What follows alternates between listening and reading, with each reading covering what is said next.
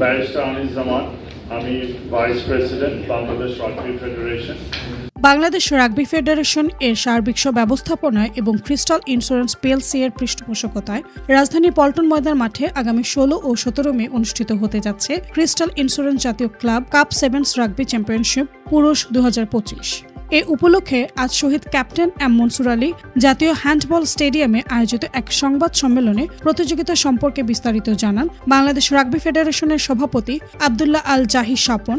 সঙ্গে ছিলেন সহসভাপতি মোহাম্মদ আনসুজ্জামান, আবু মোহাম্মদ সাসাদ, সাধারণ সম্পাদক আরথারুজ্জামান এবং কোষাধ্যক্ষ মেস তালহা স্মলবার। সংবাদ সম্মেলনে জানানো হয়, প্রতিযোগিতায় বিভিন্ন দেশে বিভিন্ন অঞ্চল থেকে মোট 24টি দল অংশ নিচ্ছে, যাদেরকে 8টি গ্রুপে ভাগ করা হয়েছে। খেলাগুলোর মাধ্যমে প্রতিভাবান খেলোয়াড়দের জাতীয় দলের সম্ভাব্য তালিকায় অন্তর্ভুক্ত করা হবে। জাতীয় দলে সুযোগ পাওয়া খেলোয়াড়রা অন্যান্য খেলার মতোই সরকারি ও ফেডারেশন নির্ধারিত সকল ধরনের সুযোগ সুবিধা পাবেন। এর মধ্যে রয়েছে মাসিক ভাতা, প্রশিক্ষণ, আবাসন সুবিধা, ক্রীড়াভিত্তিক বৃত্তি এবং আন্তর্জাতিক প্রতিযোগিতায় অংশগ্রহণের সুযোগ। আয়োজকরা জানান, বর্তমান পরিচালনা কমিটি মাত্র 1.5 মাস আগে দায়িত্ব গ্রহণ করেছে এবং এখনও পুরো প্রশাসনিক দায়িত্ব বুঝে না পেয়েও ইতিমধ্যে মাঠে নেমে কাজ শুরু করে দিয়েছে। তাদের লক্ষ্য বাংলাদেশ রাগবিকে জনপ্রিয় করা এবং আন্তর্জাতিক মানের রাগবি খেলোয়াড় তৈরি করা।